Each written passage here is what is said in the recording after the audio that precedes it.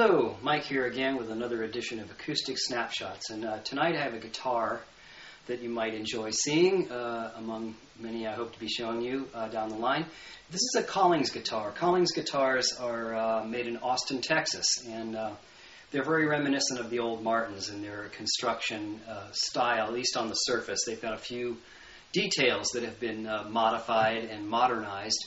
But Bill Collings has been building guitars in Austin, Texas since about 1975, and it started off that he was doing a lot of Martin-type replicas, and eventually he kind of departed into his own style. His instruments are characterized by very sharp angles and flawless workmanship.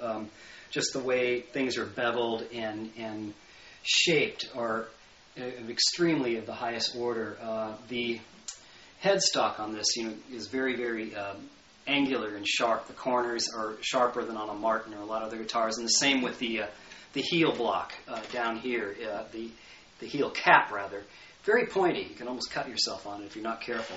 Anyway, this model is called a D-1A, and the D1, the Collings D1, is basically like a Martin D18. It's mahogany back and sides, and this one has an Adirondack spruce top, hence the A.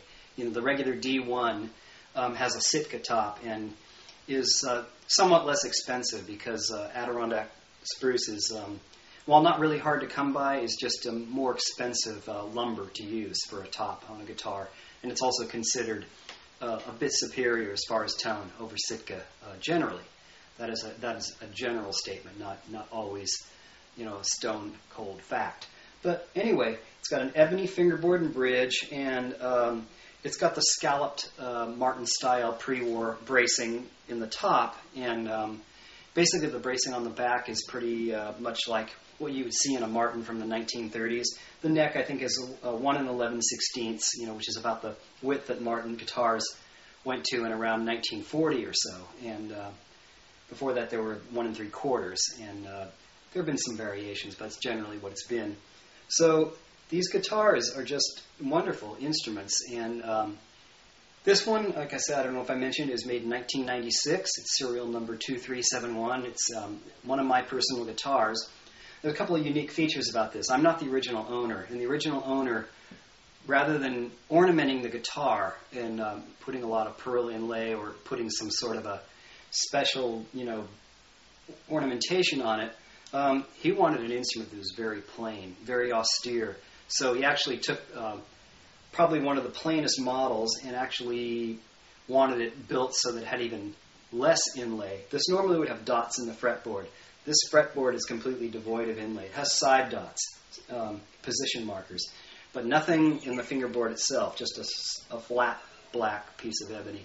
And also the headstock, we normally have Collings in pearl script up here at the top, and it's very tasteful, but it's also very visible. You can see it from a long way off, so you know it's a Collings guitar. But this one, he wanted that headstock to be left plain, and the only concession to like something that might be custom or a little fancier was, we had a Brazilian rosewood overlay put on the headstock, which a lot of the Collings guitars have, but this one is really special. It's slab cut and has a nice burled grain to it. It's just a wonderful piece of wood. I'm going to try and hold it up so you can see that. That wood on there is really stunning. And it's the only feature of this guitar that would be considered, kind of a little bit fancy. The rest of it is just about as plain as a piece of shaker furniture. Very functional, very beautiful, and a great sounding instrument. And I love this guitar. I travel with it. When I don't want to take my old Martin on the road, I take this guy. And Collings kind of have their own characteristic sound, kind of Martin-like, but a little hard to describe what the difference is. But they have there's a very special clarity to their tone and an edginess into the tone, and not too much bass. It's very balanced, and there's definitely an edge to the attack. You hear those higher overtones, and there's a lot of separation between notes. None of it gets muddy. It's just a real clear tone. So I'm going to play a little something for you, and we'll see how it sounds. All right, and thanks for joining me on this episode of Acoustic Snapshots, and we'll see you next time.